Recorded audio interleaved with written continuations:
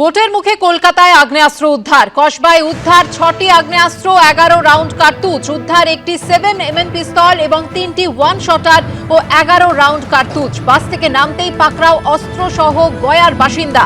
ঠিক কি হয়েছে বিস্তারিত জানবো, সরাসরি চলে যাব আমাদের প্রতিনিধি আবির দত্তের কাছে। আবির, সামনে বিধানসভা ভোট, তার আগে এই অস্ত্র উদ্ধার হচ্ছে কলকাতা থেকে, কি উদ্দেশ্য, পুলিশ কি বলছে?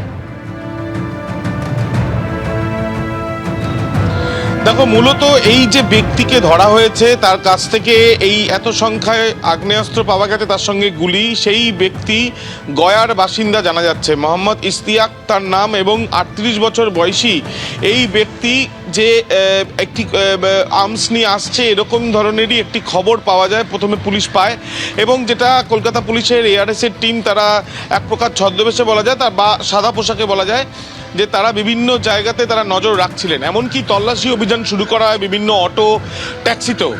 এবং এরপর কসবা থানার অন্তর্গত যে রাসবিহারী কানেক্টর রয়েছে, সেই কানেক্টরের তাদের তরফ থেকে এই তল্লাশি অভিযান চালানোর সময় তারা জানতে পারেন যে বাসে করে কোনো এক ব্যক্তি আসছে এবং ট্যাক্সি বা অটো সে ব্যবহার করবে এবং অন্যত্র সে যাবে।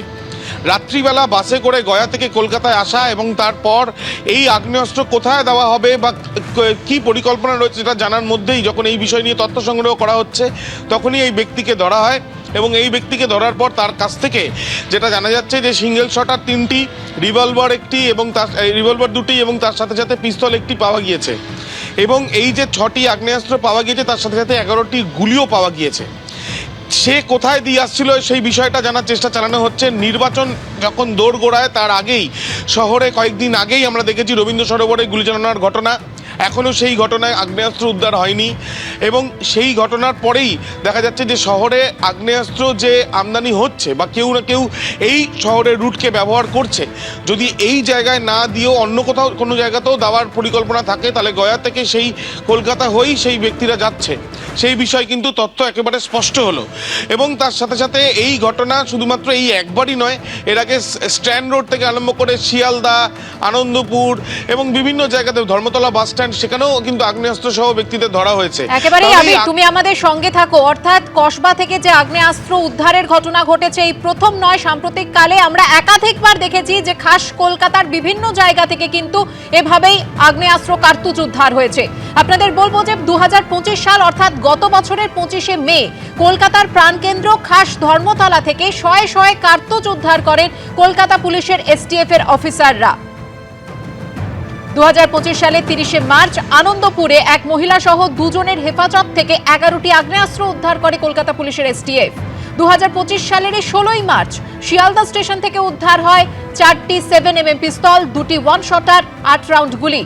মালদার এক বাসিন্দাকে গ্রেফতার করে কলকাতা পুলিশের এসটিএফ। ধৃতের কাছে একটি ট্রলি ব্যাগে জামা কাপড়ের তলায় লুকোনো ছিল অস্ত্র। গত বছরের 8ই ফেব্রুয়ারি বড়বাজার থেকে উত্তরপ্রদেশের 3 দুষ্কৃতীকে গ্রেফতার করে কলকাতা পুলিশের এসটিএফ। তাদের কাছ থেকে উদ্ধার হয় 2টি 7mm ও 9mm পিস্তল এবং 19 রাউন্ড গুলি। বাজেয়াপ্ত করা হয় উত্তরপ্রদেশের নম্বর প্লেটের একটি গাড়িও। 2025 সালের 27শে জানুয়ারি সুরেন্দ্রনাথ কলেজের কাছে বৈঠকখানা রোডে আগ্নেয়াস্ত্র গুলি সহ উত্তরপ্রদেশের 5 জন দুষ্কৃতীকে গ্রেফতার করে কলকাতা পুলিশের এসটিএফ। উদ্ধার হয় 2টি আগ্নেয়াস্ত্র, 15 রাউন্ড গুলি। 2024 সালের 9ই নভেম্বর শিয়ালদা স্টেশনের কাছে বৈঠকখানা বাজার থেকে 3টি ওয়ান শটার ও 2টি 7mm পিস্তল ও 90 রাউন্ড গুলি উদ্ধার হয়। ঝাড়খণ্ডের এক দুষ্কৃতীকে গ্রেফতার করে কলকাতা পুলিশের এসটিএফ। আর এবার কসবা থেকে উদ্ধার হলো আগ্নেয়াস্ত্র ও কার্তুজ। এবিপি আনন্দ, এগিয়ে থাকে, এগিয়ে রাখে।